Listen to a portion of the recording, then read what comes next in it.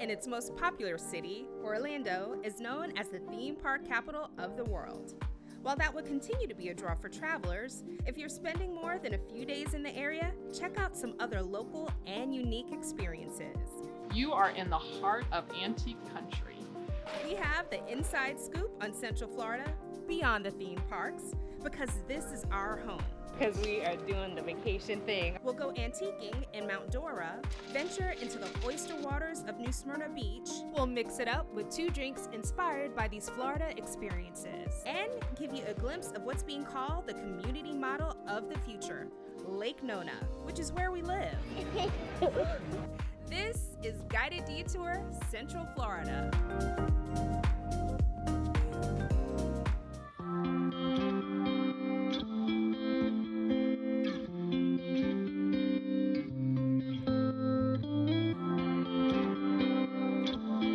New Smyrna is a beach where the locals play and home to I-ROC, an acronym for Indian River Oyster Company.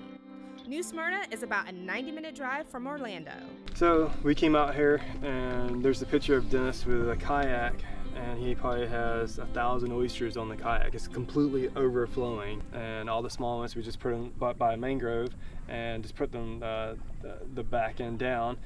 And we come out here to go fishing. We started going back to that spot and getting a dozen oysters. Well, these oysters that were this big are now this big, and I guess that sparked the idea of an oyster farm. Dennis David and his family farm oysters and take visitors on a kayaking experience to taste these shellfish treats right out of the saltwater. We're also big about locally sourced seafood and giving back to the community, or being part of the community and having roots in the community.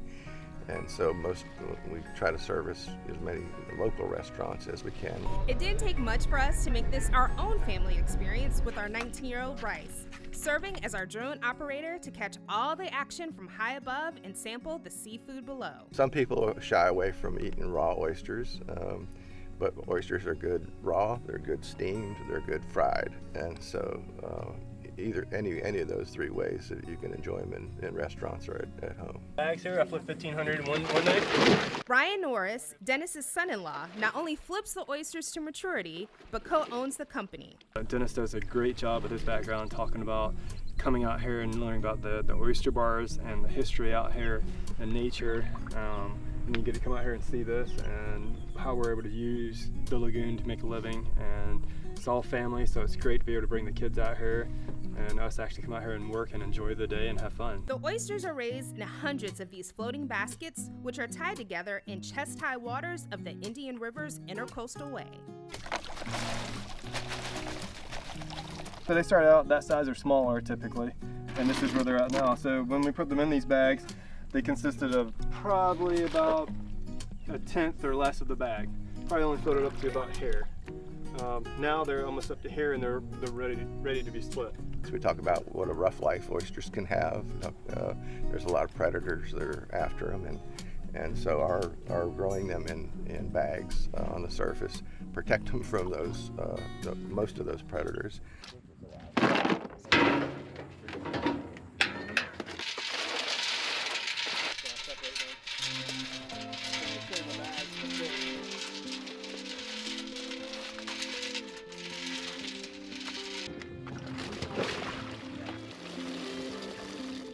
These briny oysters are also available at a number of restaurants in the area, and what Dennis calls his tide-to-table business. So people come here, get away from the big city, enjoy the beaches and enjoy the lagoon. And so coming out on a kayak ride to do a farm tour of an operating oyster farm turns out to be something that people really look forward to.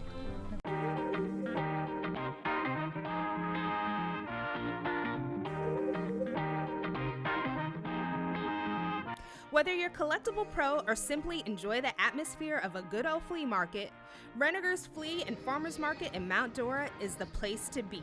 You are in the heart of antique country. It's 30 minutes north of Orlando's theme parks. So we have a complete flea market, with 400 permanent vendors, and we also have an antique center with 250 permanent vendors. Renneker's Flea and Farmers Market sits on more than 100 acres, with vendors situated both inside and outside. Are we antiquing today? We are antiquing today.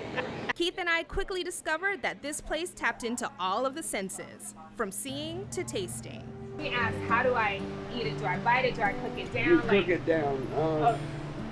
These are mostly too hot, but I'll give you one over here. Now this is the peach ghost.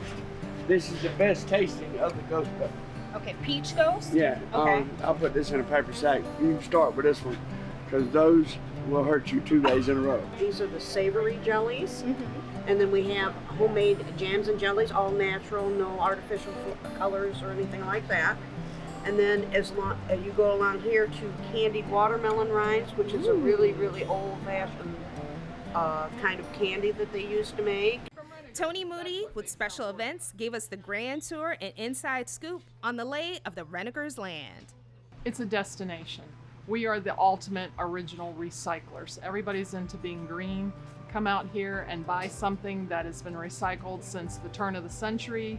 You can have any type of food from American to Thai, old-time pickles, you name it, you can experience it out here, and it's family-oriented. It's a destination.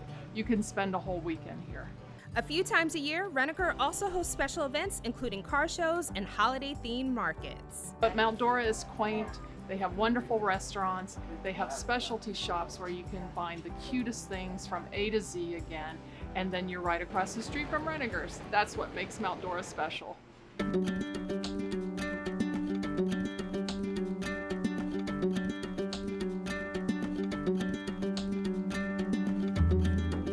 Mount Dora is also where you can book a stay at Florida's oldest continuously operating hotel, the Lakeside Inn. So I was reading that this hotel is one of the oldest in the state, is that correct? It is. It's the oldest and longest running in the state of Florida.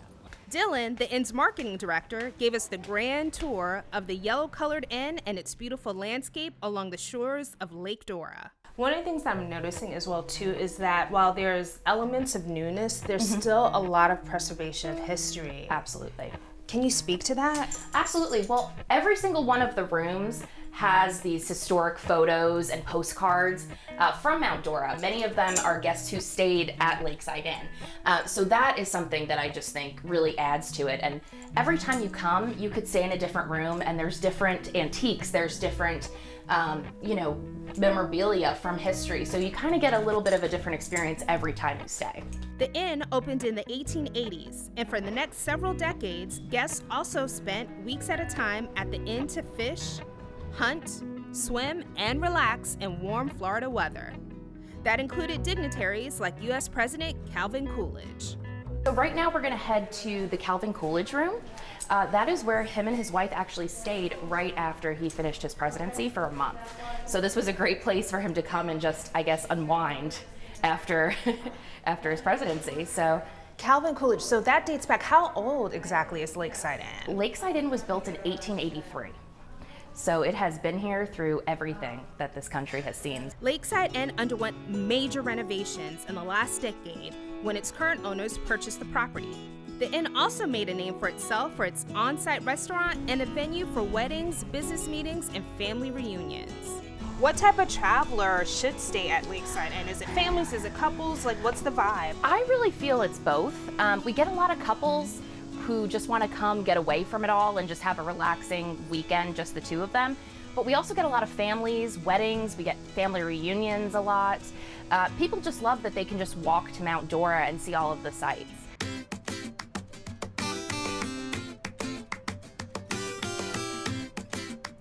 From classic to futuristic, we're heading home, literally.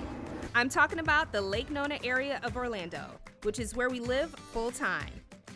You can find this community just outside of Orlando International Airport, about a 30-minute ride from the major theme parks. But it's more than an Orlando suburb. Nona's been touted for everything from being a health-conscious community to a mecca of innovation. It's the headquarters for the USTA National Campus, which holds major tennis events. The nucleus of this community is Lake Nona Town Center, which features boutiques, great dining options, art, and event venues. The Lake Nona Wave Hotel combines luxury with future-forward features like the ability for guests to control their entire stay from the palm of their hand. That's through the hotel's customized app. Foxy Park, which is a short walk from the Wave Hotel, is a family-friendly outdoor gathering space, peppered with repurposed shipping containers that each serve up different cuisine. Okay, so it is mocktails to cocktails time, and we are making a Florida spicy margarita, or mocktailrita, right? Because that's gonna be the version without any alcohol. Mocktailrita? Does that make sense, honey? No, it doesn't. We're gonna go with it. My husband says we're gonna go with it. So this drink, of course, is inspired by us being here in Florida, and where we are right now, we are in our home here in Lake Nona, Orlando. This is our kitchen, I'm home. Keith's behind the camera. And then the spices from our trip in Mount Dora. Of course, we are at that wonderful flea market with the antiques, and then of course, those amazing fresh vegetables and produce that were being sold there. So let's get started with the drink. And a reminder, mocktails are drinks that have no alcohol, and cocktails are the real deal. We're gonna start first with the cocktail version of this drink.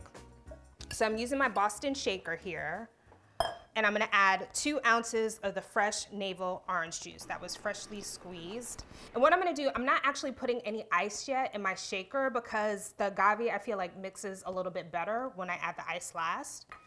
So, and if you spill a little, that's okay, listen. So we have our orange juice in there. I added 2 ounces, and then I'm gonna add an ounce of lime juice.